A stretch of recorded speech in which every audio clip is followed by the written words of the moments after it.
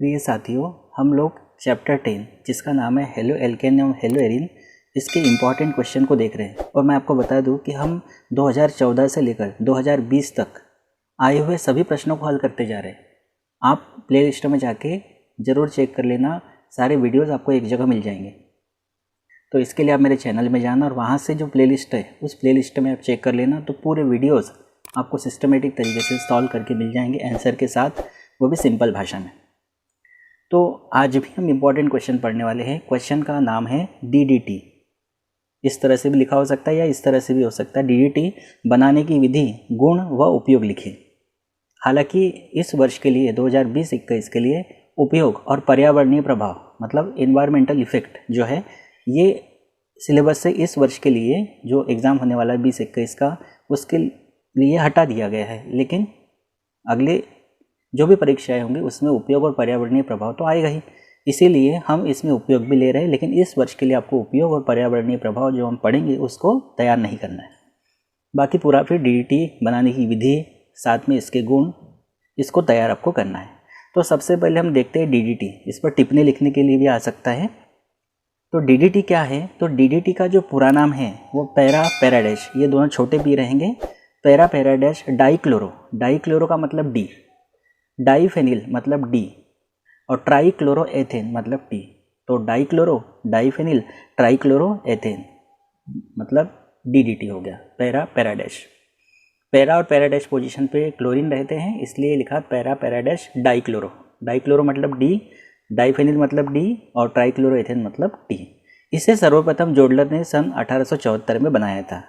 इसका उपयोग सर्वप्रथम जर्मनी में द्वितीय विश्व युद्ध के समय सन 1942 में हुआ।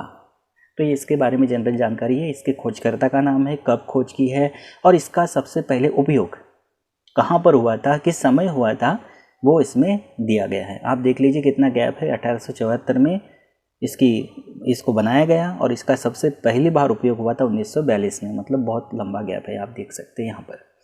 अब सबसे पहले हम देख लेते हैं कि DDT कैसे बनता है।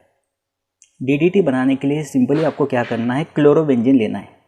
क्लोरोबेंजीन मतलब बेंजीन रिंग के साथ single bond Cl, benzene ring के साथ सिंगल बॉन्ड Cl, यह है क्लोरोबेंजीन। और इसके ठीक अपोजिट पोजीशन से हम कार्बन के साथ का हाइड्रोजन बाहर दिखा देते हैं। यहाँ पर भी हम हाइड्रोजन को बाहर दिखा देते हैं, ठीक है। फिर भी ये क्लोरोबेंजीन है। अब क्लोरोबेंजीन के दो अणु लिए हैं, साथ में इसकी क्रिया हम करते हैं क्लोरल के साथ। क्लोरल का फार्मूला है CCl3 single bond CH double bond O या CCl3 सिंगल बॉन्ड CHO। अब देखिए, अगर यहाँ 3 क्लोरीन नहीं होता तो यहाँ 3 हाइड्रोजन होता, तो यह फार्मूला होता एसिटिल्डिहाइड का CH3 सिंगल बॉन्ड CHO।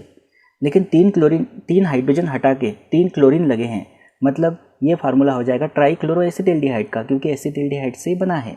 तो ट्राइक्लोरो एसिटिल्डिहाइड का, इसी को इन शॉर्ट हम कहते हैं क्लोरल। अब आप यहाँ देखेंगे कि क्लोरोबेंजीन जो है ये 2 लिए हैं और क्लोरल 1 लिया है। मतलब हम ये कह सकते हैं कि क्लोरल का 1 मोल यानी 1 अणु और क्लोरोबेंजीन के 2 मोल यानी 2 अणु, इनकी क्रिया हम करते हैं सांद्र H2SO4 की उपस्थिति में। ये जो सांद्र H2SO4 ये निर्जलीकारक है। ये क्या करता है, यहाँ का हाइड्रोजन और यहाँ का ऑक्सीजन इस तरह से बना लेता है जल, और जल बनाकर बाहर निकल जाता है। तो हमने यहाँ प्लस करके दर्शा दिया H2O। अब देखिए, यहाँ से आधा बॉन्ड टूटा, यहाँ से आधा बॉन्ड टूटा और यहाँ से आधे बॉन्ड टूटे। तो इसका आधा बॉन्ड इसके ऊपर के आधे बॉन्ड के साथ और इसका आधा बॉन्ड इसके आधे बॉन्ड के साथ जुड़ेगा, और इस तरह से CH के साथ दोनों जो फेनिल रिंग है वो इस तरह से जुड़ जाएगी। इस तरह से ये जुड़ जाएगी और जुड़ने के बाद ये हमको मिलेगा इस तरह का फार्मूला, जिसका नाम है DDT। कैसे जुड़ा आपने देखा, ये देखिए, बेंजीन के साथ Cl, बेंजीन के साथ Cl, ये इस तरह से यहाँ इसके आधे बॉन्ड के साथ ऊपर वाला आधा बॉन्ड और इस आधे बॉन्ड के साथ इधर वाला आधा बॉन्ड जोड़ दिया है। तो इस तरह से बॉन्ड को जोड़ दिया है और है CH सिंगल बॉन्ड CCl3। ये हमारा DDT बना। अब इसका अपने को नाम लिखना है, तो नाम देखिए इस तरह से हम कहेंगे, ये जो है पोजीशन इसके सापेक्ष आर्थो, ये मेटा, ये पैरा, यहाँ पर भी इसके सापेक्ष आर्थो, मेटा और पैरा, किधर से भी जा सकते हैं आप, क्योंकि एकदम अपोजिट पोजीशन पे है। अब डबल ये सेम आर्थो मेटा पैरा हो जाएगा, इसलिए इनको डैश से अपन दर्शाते हैं। तो देखिए इसका जो नाम मैंने आपको बताया, एक तो पैरा पोजीशन पे क्लोरीन है और पैरा डैश पे क्लोरीन है, तो हम कहेंगे पैरा पैरा डैश।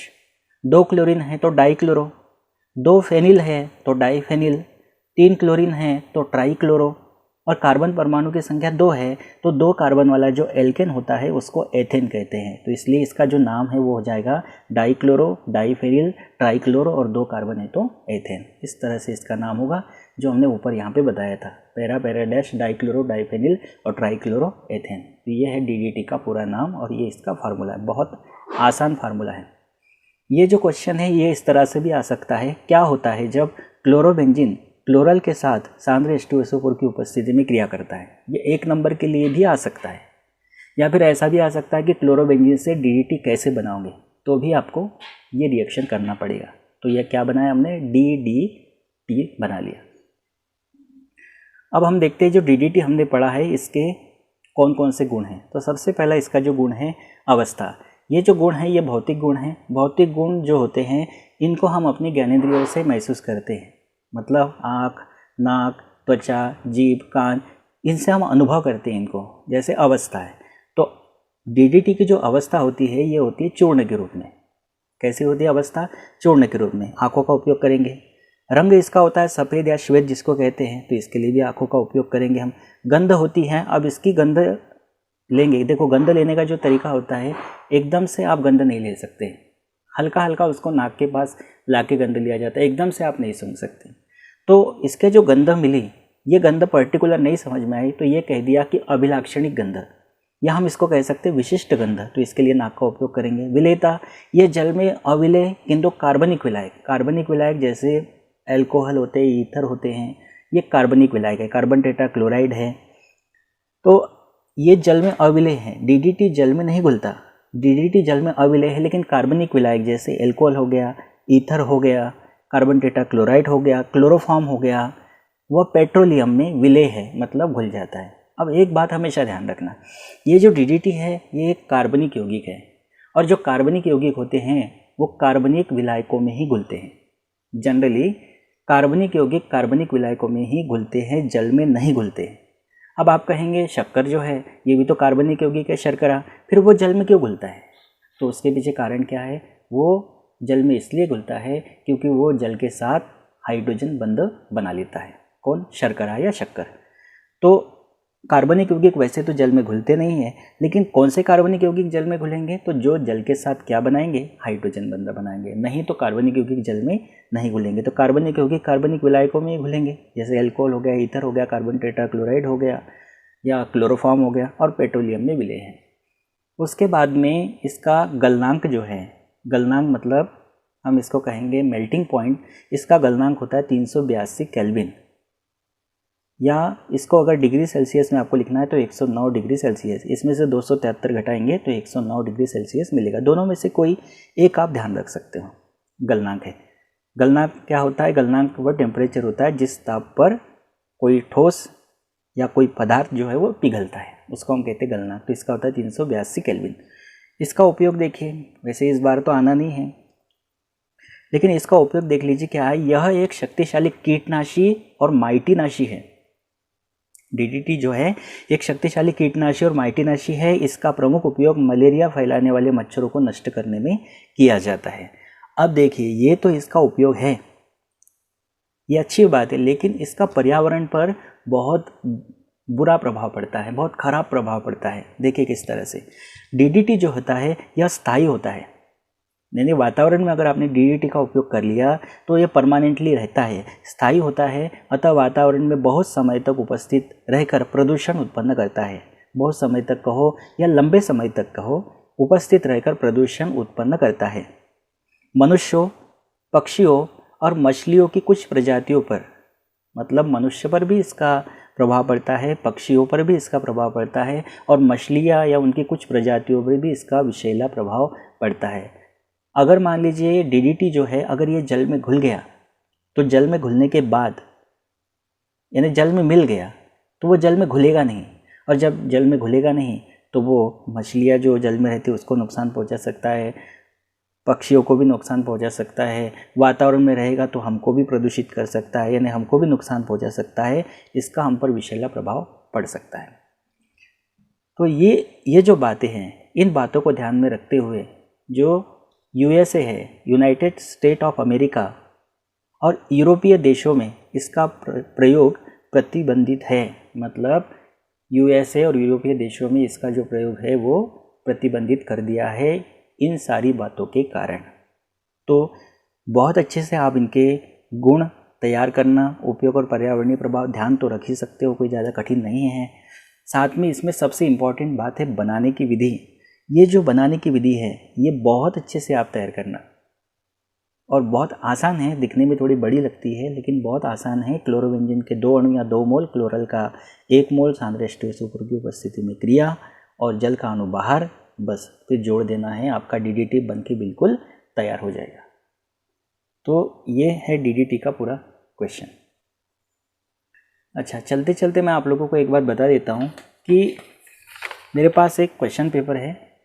ये क्वेश्चन पेपर 2020 सप्लीमेंट्री का है। मैं आपको 2014 से 2020 तक के मेन क्वेश्चंस को तो करा रहा हूँ जो एनुअल में, वार्षिक में आ चुके हैं, लेकिन मेरे पास एक सप्लीमेंट्री एग्जामिनेशन हायर सेकेंडरी का 2020 का क्वेश्चन पेपर है। इसके जो क्वेश्चन आए थे, ये जो क्वेश्चन आए थे चैप्टर 10 में से, वो मैं आपको दिखा देता हूँ कि कौन कौन से क्वेश्चन आए थे जो मैं करा चुका हूँ, लेकिन ये सप्लीमेंट्री में आ चुके हैं। एक तो आया था निम्नलिखित अभिक्रियाओं के रासायनिक समीकरण लिखे। देखिए, वोल्टेज-फिटिक अभिक्रिया बता चुका हूँ, सैंडमेयर अभिक्रिया भी बता चुका हूँ, विलोपन अभिक्रिया भी बताया हूँ, फिटिक अभिक्रिया भी बताया हूँ। तो ये 4 रिएक्शन आई थी 4 नंबर के लिए। इस बार तो 5 अंक का प्रश्न आना है तो 5 रिएक्शन आ सकती है। और अथवा में जो क्वेश्चन आया था ना, ये बहुत ही इंपॉर्टेंट क्वेश्चन है, बहुत ज़्यादा इंपॉर्टेंट है।